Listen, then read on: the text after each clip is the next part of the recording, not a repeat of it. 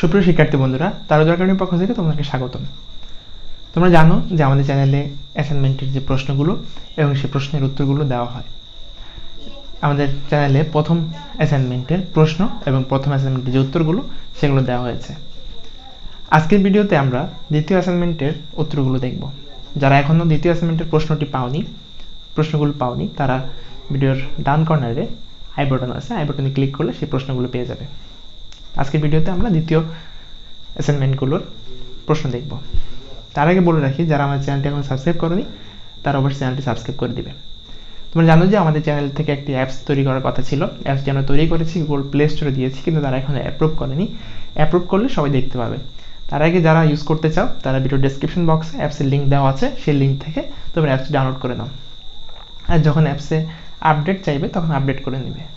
অ্যাপসের মধ্যে তোমরা অ্যাসাইনমেন্টের প্রশ্ন এবং অ্যাসাইনমেন্টের সিলেবাসগুলো তোমরা পিডিএফ আকারে পেয়ে যাবে। এবং যারা চ্যানেল থেকে অ্যান্সারগুলো খুঁজে পেতে অসুবিধা হচ্ছে, ভিডিও খুঁজে পেতে অসুবিধা হচ্ছে, সেই তোমরা যখন অ্যাপসে যাবে তখন সেগুলো খুব সুন্দরভাবে সাজানো আছে। আশা করছি তোমরা অ্যাপস ডাউনলোড করবে। তো আজকের ভিডিওতে আমরা অ্যান্সারগুলো দেখবো। তার আগে বলে রাখি, কেউ কিন্তু অ্যান্সারগুলো হুবহু কপি করবে না। যদি কেউ কপি করতে চাও করতে পারো, তবে এর থেকে ধারণা নিয়ে একটু কম বেশি করতে পারো। অ্যাসাইনমেন্টগুলো খুবই গুরুত্বপূর্ণ প্রত্যেকটা ক্লাসের জন্যই, কারণ পরবর্তী ক্লাসে ওঠার জন্য তোমার অ্যাসাইনমেন্টগুলো দেখা হবে। বিশেষ করে অষ্টম শ্রেণীর শিক্ষার্থীদের তোমাদের অ্যাসাইনমেন্টগুলো কিন্তু বোর্ডে নেওয়া হবে। প্রতিটি বোর্ডে নিয়ে তোমাদের অ্যাসাইনমেন্টগুলো মূল্যায়ন করা হবে এবং তোমাদেরকে সার্টিফিকেট দেওয়া হবে, জিএসসি সার্টিফিকেট, যেটা আমাদের অ্যাসাইনমেন্টের অ্যান্সারগুলো এবং প্রশ্নগুলো এগুলো কিন্তু কারিগরি, তারপর হচ্ছে মাদ্রাসা এবং জেনারেল শাখা, প্রত্যেকটা শাখার স্টুডেন্টের জন্য। অনেকে বলে যাবে মাদ্রাসা শাখায় অ্যান্সার দেন না কেন, মাদ্রাসা শাখার প্রশ্ন দেন না কেন, সবার প্রশ্ন কিন্তু আমরা দিচ্ছি। তো চলো আজকে ভিডিওতে আমরা অ্যান্সারগুলো দেখে নিই, কথা না বাড়াই। তো ষষ্ঠ শ্রেণীর সুপ্রিয় শিক্ষার্থী বন্ধুরা, আজকের ভিডিওতে আমরা ষষ্ঠ শ্রেণীর ইসলাম ও নৈতিক শিক্ষা বিষয়ের যে অ্যান্সারগুলো সেগুলো দেখব। তার আগে বলে রাখি, যারা আমাদের চ্যানেলটি এখন সাবস্ক্রাইব করেনি তারা অবশ্যই চ্যানেলটি সাবস্ক্রাইব করে দাও। আমাদের চ্যানেলে প্রতিনিয়ত প্রত্যেকটা ক্লাসের প্রত্যেকটা বিষয়ের যে অ্যাসাইনমেন্টগুলো দেওয়া হচ্ছে সেই অ্যাসাইনমেন্টের অ্যান্সার এবং প্রশ্ন পাবলিশ হওয়ার সাথে সাথে কিন্তু আমরা দিয়ে দিচ্ছি। তোমাদের স্কুলের আগেই কিন্তু আমাদের কাছ থেকে তোমরা প্রশ্নগুলো পেয়ে যাচ্ছ, আর অ্যান্সারগুলো কিন্তু আমরা দিয়ে দিচ্ছি। তোমাদের এই বিষয়ে কোনো চিন্তা করার কারণ নেই। ওদিক সেদিক না ঘোরাঘুরি করে আমাদের চ্যানেলটি থেকে অনেকে কিন্তু কপি করে দিচ্ছে, তারা কিন্তু সঠিক কাজ করছে না, আমাদের চ্যানেলের ক্ষতি করছে। তো তোমরা সেই বিষয়ে তৎপর হবে এবং আশা করছি তোমরা সঠিক উত্তরগুলো আমাদের চ্যানেল থেকে পাবে। তো আমাদের চ্যানেলটি সাবস্ক্রাইব করে রাখা এবং নিয়মিত আমরা তোমাদের অ্যান্সারগুলো দ্রুত দেওয়ার চেষ্টা করছি। তো ষষ্ঠ শ্রেণী ও ইসলাম নৈতিক শিক্ষা প্রথম অধ্যায় আকাইদ থেকে বাইরে মানে অ্যাসাইনমেন্টের যে কাজগুলো সেখানে চারটি সংক্ষিপ্ত প্রশ্ন বলা হয়েছে। প্রথম প্রশ্ন হচ্ছে আসমাউল হুসনা বলতে কী বোঝায়। 2, আল্লাহ পাকের 5টি গুণবাচক নাম অর্থ সহ লিখো। 3, তুমি কিভাবে আল্লাহর গুণে গুণান্বিত হতে পারো। দুনিয়া আখিরাতের শস্যক্ষেত্র ব্যাখ্যা করো। তো প্রথম প্রশ্ন হচ্ছে আসমাউল হুসনা বলতে কী বোঝো। তো আমরা এখন অ্যান্সারে চলে যাই। এটা হচ্ছে ষষ্ঠ শ্রেণীর ইসলাম শিক্ষা। প্রথম প্রশ্ন, আসমাউল হুসনা বলতে কী বোঝায়। আসমাউল হুসনা শব্দটি আরবি, দুটি শব্দই কিন্তু আরবি। আসমা শব্দের অর্থ নামসমূহ, আর হুসনা শব্দের অর্থ সুন্দরতম। অর্থাৎ আসমাউল হুসনা অর্থ হলো সুন্দরতম নামসমূহ। আর এই সকল সুন্দরের আধার হলেন, এটা হলো হবে কিন্তু টাইপিং একটু মিস্টেক হয়েছে, আধার হলো মহান আল্লাহ। পবিত্র কোরআন ও হাদিস মতে মহান আল্লাহর অনেকগুলো গুণবাচক নাম রয়েছে, আর এর সংখ্যা হলো 99টি। আল্লাহ তাআলার সুন্দর সুন্দর নামকে একত্রে বলা হয় আসমাউল হুসনা। আল্লাহ পাক পবিত্র কোরআনে বলেছেন, আর আল্লাহর জন্য রয়েছে সর্বোত্তম নাম, কাজেই সেই নাম ধরেই তাকে ডাকো, আর তাদেরকে বর্জন করো যারা তার নামের ব্যাপারে বাঁকা পথে চলে, তারা নিজেদের কৃতকর্মের ফল শীঘ্রই পাবে। সূরা আল আরাফ আয়াত 07 পারা, আয়াত হচ্ছে 180। তোমরা এই কোটেশনগুলো যদি দাও তাহলে তোমাদের মার্কস বেশি পাওয়ার সম্ভাবনা খুব বেশি। আমি কিন্তু আমাদের যে ব্যানার রয়েছে, ব্যানারে কিন্তু আমি লিখে দিয়েছি শতভাগ নাম্বার নিশ্চয়তা দিয়েছি আমরা। তো তোমরা ফুল মার্কস দিতে টিচার বাধ্য থাকবে, কারণ আমরা সব কোটেশন সহ তোমাদের ক্যান্সারগুলো দিচ্ছি, যাতে টিচাররা নাম্বার দিতে বাধ্য হয়। নাম্বার দিবে না কেন। এছাড়া সূরা বনী ইসরাইল 17 আয়াত 110, এ আল্লাহ তাআলা বলেছেন, আল্লাহ বলেন, আহ্বান করো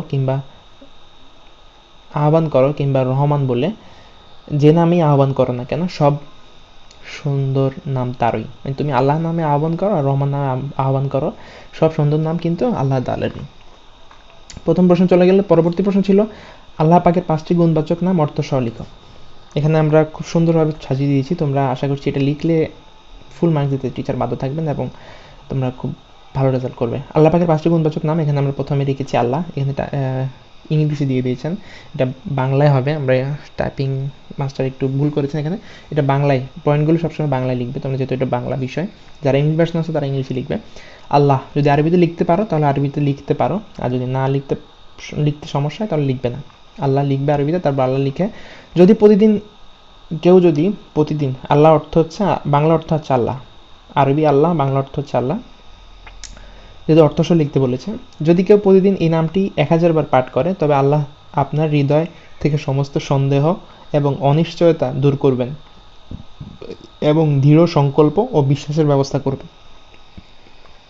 পরবর্তী যেটি রয়েছে আসসালাম, এটা আরবিতে লেখা আছে প্রথমে, এটা তুমি লিখতে চাইলে লিখতে পারো, না লিখতে সমস্যা নেই, শুধু আসসালাম লিখে, আসসালাম অর্থ হচ্ছে, এখানে আমরা অর্থ হচ্ছে লিখিনি, তোমরা অর্থ হচ্ছে লিখবে শান্তি এবং নিরাপত্তার উৎস বা ত্রাণকর্তা।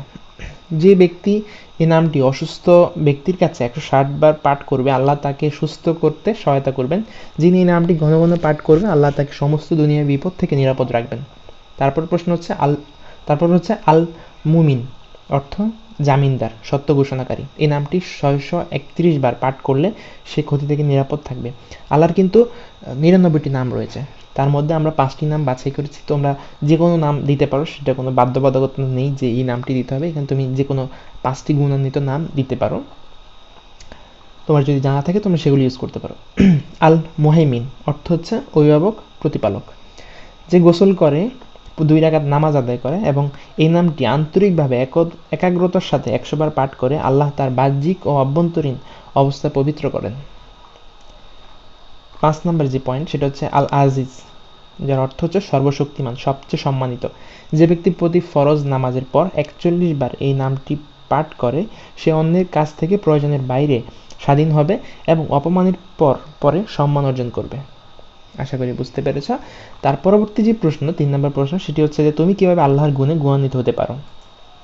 হাদিস শরীফে অ্যান্সারটা হচ্ছে, তোমরা প্রশ্ন চাইলে লিখতে পারো, না লিখলে সমস্যা নাই, আমরা কিন্তু প্রশ্ন লিখেছি যাতে তোমাদের বুঝতে সুবিধা হয়। এখন তুমি যদি প্রশ্ন লিখো তাহলে আমার মনে হয় যে বেটার, যাতে টিচাররা ভালোভাবে বুঝতে পারেন যে তুমি কোন প্রশ্নের অ্যান্সারটা দিচ্ছ। হাদিস শরীফে রাসূলুল্লাহ সাল্লাল্লাহু আলাইহি সাল্লাম বলেন, তোমরা আল্লাহর গুণে গুণান্বিত হও। আল্লাহর রং বা গুণ হলো আল্লাহ তাআলার গুণবাচক 99টি নাম। আল্লাহর নামাবলী আত্মস্থ করার বা ধারণ করার অর্থ হলো সেগুলোর ভাব ও গুণ অর্জন করা এবং সেসব গুণাবলী ও বৈশিষ্ট্য কাজে কর্মে আচরণে প্রকাশ করা তথা নিজেকে সেসব গুণের অধিকারী হিসেবে গড়ে তোলা। যেমন আল্লাহ হলো আল গাফফার, মানে মার্জনাকারী। আল্লাহ ক্ষমাশীল। আমাদের নবীজি সাল্লাল্লাহু আলাইহি ওয়াসাল্লাম ক্ষমার মহৎ উদাহরণ ছিলেন, তাই আমরাও চেষ্টা করব মানুষদেরকে ক্ষমা করতে। তারপর হচ্ছে আল্লাহ হলেন আল মুইজ, অর্থ সম্মান প্রদানকারী। আমরাও চাইলে মানুষদের সম্মান করতে পারি, বড়দের সালাম আর ছোটদের স্নেহ করতে পারি। পরবর্তী প্রশ্ন হচ্ছে দুনিয়া আখিরাতের শস্যক্ষেত্র ব্যাখ্যা করো। এই প্রশ্নের উত্তরে আমরা একটু বড় করে অ্যান্সারটা দিয়েছি, যেহেতু ব্যাখ্যা করো বলেছে। প্রতিটি মানুষের 2টি ঠিকানা, একটি ক্ষণস্থায়ী, অপরটি চিরস্থায়ী, অনন্ত। দুনিয়ার জীবন ক্ষণস্থায়ী আর আখিরাতের জীবন হলো চিরস্থায়ী। এই পৃথিবীর মায়া ছেড়ে সকল সম্পর্ক ছিন্ন করে একদিন সবাইকে চলে যেতে হবে পরপারে, অনন্ত ঠিকানায়, যেখানে নেই কোনো মৃত্যু, নেই কোথাও পালিয়ে যাওয়ার সুযোগ। মহান আল্লাহ পবিত্র কোরআনে বলেন, নিশ্চয়ই দুনিয়ার জীবনের তুলনা তো পানির ন্যায় যা আমি আকাশ থেকে নাজিল করি, অতঃপর তার সাথে জমিনের উদ্ভিদের মিশ্রণ ঘটে যা মানুষ ও চতুষ্পদ জন্তু ভোগ করে। সূরা ইউনূস 24 নম্বর আয়াত। অন্য এক আয়াতে আল্লাহ তাআলা এভাবে বলেছেন, আর এই দুনিয়ার জীবন খেলতামাশা ছাড়া আর কিছুই নয়, এবং নিশ্চয়ই আখিরাতের নিবাসী হলো প্রকৃত নিবাস, যদি তারা জানতো। সূরা আল আনকাবুত 64 নম্বর আয়াত। মূলত দুনিয়া হলো পরীক্ষার স্থান আর আখিরাত হলো দুনিয়ার কর্মফলের স্থান। আমরা দুনিয়াতে যা কামাই করব তারই প্রতিদান আখিরাতে পাবো। দুনিয়া পশ্চাৎ পানে চলে গেছে আর আখিরাত সম্মুখ থেকে এগিয়ে আসছে। রাসূল সাল্লাল্লাহু আলাইহি সাল্লাম বলেন, দুনিয়া যার গুরুত্বের বিষয় হবে আল্লাহ তার সবকিছু বিক্ষিপ্ত করে দেবেন। ইবনে মাজাহ সহিহ হাদিস। এটা খুব আমি বড় করে লিখেছি, তোমরা চাইলে এখানে সংক্ষিপ্ত করতে পারো, এখানে কোনো বাধ্যবাধকতা নেই যে আমার অ্যান্সারই তোমাকে দিতে হবে। তো আমি বলছি যে অ্যান্সারটি শতভাগ সঠিক, তুমি যদি চাও তাহলে দিতে পারো। এবং যারা আমার চ্যানেলটি এখন সাবস্ক্রাইব করেন তারা দয়া করে আমার চ্যানেলটি সাবস্ক্রাইব করে দাও, কারণ আমাদের চ্যানেলে তোমাদের সাবস্ক্রাইব দ্বারাই আমরা তোমাদেরকে সাহায্য করতে চাই, যেহেতু আমাদের হাতে চাওয়া পাওয়ার কিছু নেই। আমরা যদি চাইতে পারতাম যে আমাদেরকে প্রত্যেকটি প্রশ্নের জন্য অ্যান্সারের জন্য আমাদেরকে টাকা দিত, আমাদের সেটা চাইছি না। আমরা তোমাদের কাছ থেকে শুধু সাবস্ক্রাইব চাইছি এবং বেশি বেশি শেয়ার চাইছি, যাতে তোমরা তোমাদের বন্ধুদের মাঝে অ্যান্সারগুলো ছড়িয়ে দিতে পারো, তারাও উপকৃত হতে পারে, তোমরা উপকৃত হবে, পাশাপাশি তোমাদের বন্ধুদেরকেও উপকার যেন পায় সে ব্যবস্থা করে দিবে। তারপর অ্যান্সার হচ্ছে, তাই দুনিয়ার পেছনে দৌড়ঝাঁপ নয়, আখিরাতের পেছনেই সর্বশক্তি নিয়োগ করুন, তাহলে দুনিয়া আখিরাত উভয়টাই পাবো। আখিরাতের উপর দুনিয়াকে প্রাধান্য দিলে দুনিয়াও হারাতে হবে, সাথে আখিরাতও। দুনিয়া তো হলো আখিরাতের শস্যক্ষেত্র, এই শস্যক্ষেত্র যে ফসল ফলাবে না সে আখিরাত হারিয়ে ফেলবে। ইবনে ওমর রাদিয়াল্লাহু তাআলা থেকে বর্ণিত, তিনি বলেন, দুনিয়াতে তুমি এমনভাবে থাকো যেন তুমি অপরিচিত অথবা পথিক। বুখারী হাদিস। এই হাদিসটির ব্যাখ্যা হলো, দুনিয়াতে মুমিনকে এমনভাবে থাকতে হবে যেন সে সফর অবস্থায় আছে এবং প্রস্থানের জন্য মাল সামানা গোছগাছ করছে। আখিরাতের জীবনই আসল জীবন। মানুষ আখিরাতের বাস্তব দৃশ্য যখন সচক্ষে দেখবে সে নিজেই তা তখন স্বীকার করবে আখিরাতের জীবনই আসল জীবন। সে বলবে, হায় যদি আমি কিছু আগে পাঠাতাম আমার জীবনের জন্য। সূরা আল ফাজর 24 নম্বর আয়াত। সুতরাং আমাদের উচিত ভালো আমল দ্বারা দুনিয়াতে আখিরাতের জন্য সঞ্চয় করা। তাহলে বুঝতে পেরে দুনিয়া আখিরাতের শস্যক্ষেত্র ব্যাখ্যা করতে পারবে আশা করছি। তো আজকের মতো এখানেই। ধন্যবাদ সবাইকে। যারা আমার চ্যানেলটি এখন সাবস্ক্রাইব করেন তারা অবশ্যই সাবস্ক্রাইব করে দিবে। আমাদের চ্যানেলে সবগুলো প্রশ্নের অ্যান্সার দেওয়া আছে, প্রত্যেকটা সপ্তাহের অ্যাসাইনমেন্টের প্রশ্ন আমরা সবার আগে দিয়ে দিই এবং অ্যান্সারগুলো আমরা তোমাদেরকে সবার আগে দিয়ে দিই। তো আমাদের চ্যানেলের সাথে থাকো, আমাদের পরিবার সদস্য হয়ে থাকো। ধন্যবাদ সবাইকে।